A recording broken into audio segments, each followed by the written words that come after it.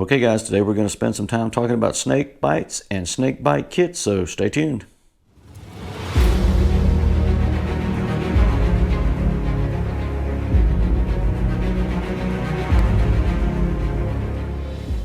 Morning everyone, Ray from Hike-ALOT. Hey, whenever I'm talking about hiking and backpacking to someone who doesn't do it, inevitably the conversation turns around to, aren't you afraid of snakes? No, I'm not afraid of snakes. I'll even bite them back if they bite me. Actually, just kidding, this is a rubber snake. He's not going to bite anything. Okay, so first let's get a few things out of the way. A snake is venomous. They're not poisonous. Something's poisonous if you eat it and you die. If it bites you and you die, it's venomous. Really only four main groups of snakes that here, at least in the United States, we really have to worry about. The rattle-copper moccasin. So there are different variations on several of these. There's the rattlesnakes, and then you've got the cottonmouths, and then you've got the copperheads. And that fourth one that's out there, which is a little bit different than the rest of them, is coral snake. It's different because it is a neurotoxin as opposed to a hemotoxin, so it's about how your body reacts to it. Out of all the venomous snakes that we have, we average nationally, at least according to the CDC right now, between 7,000 and 8,000 venomous bites per year. Of those, about 50% of them are dry bites. So they're out of that 7,000 to 8,000 bites, they're only, from year to year, we average between 5 and 6 fatal bites across the nation. So your likelihood of it being a life-threatening situation is pretty low, but that doesn't mean that you want to ignore it, because the reason the rates are so low is because if you're bitten, you can go to the hospital. So we're going to spend some time today going through and talking about what you should not do in the case of being bitten.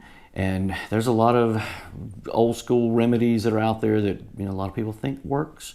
We're going to go through and talk through some of those and dispel some of the myths, and then we're going to talk about what you actually should do if you get bitten by a snake. So, okay, first off, the easy stuff. Do not go cutting open a snake bite wound and trying to suck that out with your mouth. I'm setting up the person who I'm now cutting open up for infection and wounds and things like that. I don't want to burn the bite. I don't want to try to freeze the bite. Vitamin C isn't going to do anything for me. The latest thing I've heard is taking a taser and shocking it to neutralize the venom. Shh. That's all crazy. Don't do that stuff. That's just begging for disaster. On the situations where I've done that and it's helped, most likely you just did that to a dry bite, and that wasn't what actually helped the person. Don't ever do that crazy stuff. Then we have these precious jewels. This is all based off of that old technology of I'm going to cut open the wound. This thing, and you open it up, so then inside of here, so I've got some iodine to clean the area. But then I also have right here a little surgical scalpel for me to lance and cut open the bite site. And then theoretically, you're taking one of these suction cups and you're placing it over the bite and you're letting it draw that out. As you can see, that works really stellar. Yeah, so you can see, these things do not work. There's not enough suction to them. Well, maybe this isn't the suction cup. Maybe what I'm supposed to do is this is just my keep it safe, keep it dry until I need it, and then I'm actually just supposed to suck it out. Yeah, again, no, we're not going to do that. I will applaud the folks that made these, because the people who have managed to convince us all that this is the way to go has probably made a fortune off of these things, because it can't cost much to put them together. And it's like the pet rock. You're buying something that's not going to actually do anything. So if you got one of these, just throw it away. Well, this one actually says the only suction device proven to remove snakebite venom. So surely this thing works, right? I mean, it says it right there on the front of the box. It's made by Sawyer, which we all know makes, like water filters and some really cool stuff. When you open it up, you've got a little manual. I've got some sting relief for insect bites. I've got alcohol prep pads, a couple of handy dandy bandages, Band-Aids. I've got a really sweet razor in here because, for the folks like me that are a little hairier. And then you get down to the bulk of the kit in here, which is the actual extractor, and then the different sized tips. And this would be based on the wound site. And the way this works, theoretically at least, I'm going to pop this down onto the size that I want. I'm going to pull this little plunger back, and I'm going to stick it onto the bite site. and I'm going to push it down until it sticks. And you can see it's actually drawing the skin up right here, and that makes perfect sense for trying to draw something out. So maybe this is going to work where the other one doesn't, because you definitely have lots of suction here. Leave it on there long enough, it's probably going to give me a bruise. And then if you want to take it off, you just move it to the side, or you just lift the plunger and it'll pull it out. So having said that, when you look on the surface, that all makes perfect sense, and surely this thing works. But does it? Okay, so a couple things. If you go to the Sawyer website, they're going to tell you, that it goes through and it's the only one, and it pulled X volume of venom out of a wound. Okay, so I will say that it's going to be somewhat dependent on where the wound actually is, where the bite is.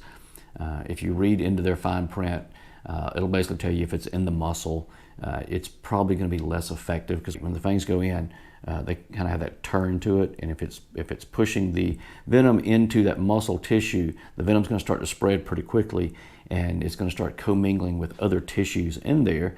And while this might extract some stuff from the very top of the surface, it's going to be less effective at actually pulling that out. And then one of the problems with it, and this is one of the complaints of things like the Red Cross, or like the Annals of Emergency Medicine, or some of those other things. So if I put this on and I clip it down, so snake venom is going to have a tendency to ooze out anyway, but now if I put this on here and it's manipulating this tissue, it may actually close up the venom inside here that would have normally sort of oozed out around the bite wounds. This is closing that off, and it's actually letting less out.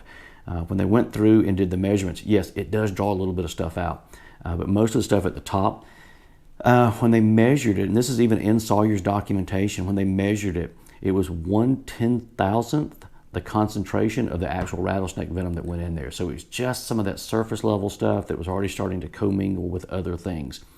And it was a very, very, very small fraction of what was put in there. And there was the Annals of Emergency Medicine, they went through and did some testing on this a few years ago. So based on the cup size, they were able to pull out up to 5 of these full of fluid. But the problem is, because the concentration levels were so low, what they were getting out was actually less than 2% of the actual venom that was put in. So from a clinical perspective, it's really not materially beneficial.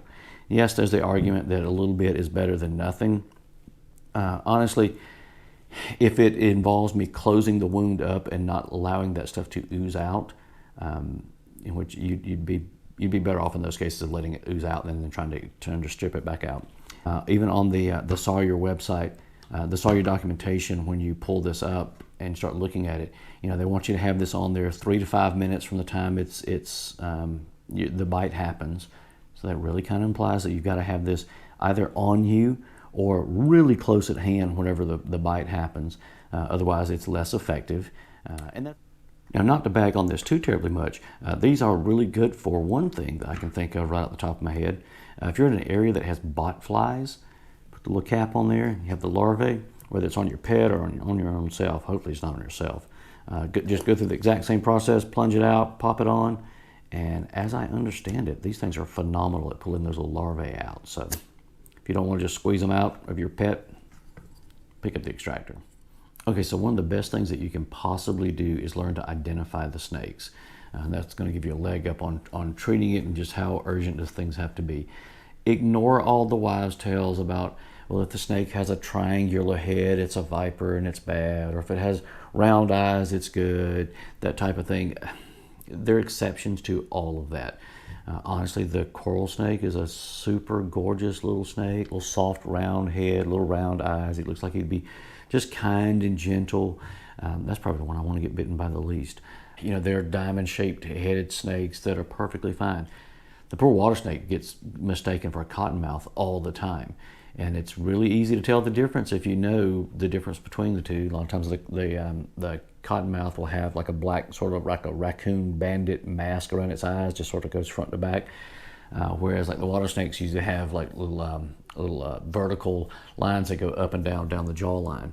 If you know those two details, it's really easy to tell the difference in them, but too many people don't. So get familiar with identifying the snakes, and that'll help lead you down the road of being a little safer when you're out there, and also take a little of the edge off if you do get bitten. whether or not you have to panic too terribly much or not. So, and do keep in mind as well that even with a non-venomous bite, you do still have concerns with a snake bite, because they're nice little breeding areas for infection, especially things like even tetanus. So just because it's a non-venomous snake, just be conscious that you need to keep an eye on it. What should we really do if we get bitten? One, you want to keep the person as calm as possible, because we don't want to have an elevated heart rate, and that might sound a little counterintuitive, because if we get bitten by a snake, we're probably going to be a little tense. Try to keep the person calm. You ideally don't want the person to walk out from the situation unless it's just completely unavoidable. And by walk out, I mean if you're out on a trail somewhere. If it's just completely unavoidable, you want to gently wash off the area and just make sure it's clean. You don't want to be overly rough with the area. Some places will tell you, like even the Red Cross, they'll mention you can gently band or bandage the area. They don't want to. It'll help with some of the swelling, and then also kind of slow the spread of the venom. What you don't want is something that's really tight. So you still want to be able to put at least one finger between the skin and then the bandage up there, because there is going to be swelling. You definitely do not want to put a tourniquet or anything overly restrictive on there, because now if I do that, I've now locked all of that venom down here on this end, and then it's more of a higher rate of possible amputation when it's all said and done. So just keep the bite. You ideally want it below the level of the heart to kind of slow things down. So if it's an arm, you want to hold it down and hang it down. Don't cut it open. Don't bite it. Don't suck on it. Any of that craziness. Extract the person and get them out to help. Because like I said, you're healthcare providers, and it's a good idea before you go to the woods to know which facilities around you actually carry the snakebite antivenom. I think it's called CroFab. So for a short list of what to do, one, I'm going to remove myself from the situation. I don't want to stand there and get bitten again. If you can take note of what kind of snake it is, that's awesome. Do so, but not at the expense of actually getting bitten again. Clean the area, make sure everything's nice and tidy. Really and truly, time is going to be tissue in this situation, so you want to, as quickly as possible, get the person to a facility that can care for them. Like I said, you're looking for somewhere with the CroFab or the antivenom that they can go through and start treating it out. If you have time, go through and mark the wound so that you know how much it's spread, and just at least make a note of when it happened. Keep the person calm, get them out of the situation. They're going to take care of you. You're going to have a wound. It's not going to be fun. Snake bites, at least venomous snake bites, are not fun. Okay guys, hopefully you found that beneficial, and you get you out on the trail and not have to worry about snakes, or if the case does happen and you get bitten, then now hopefully you know what to do where you're not going to make things worse. And if you're out on the trail right now, as always, just remember, left foot, right foot, repeat. We'll see you out there soon.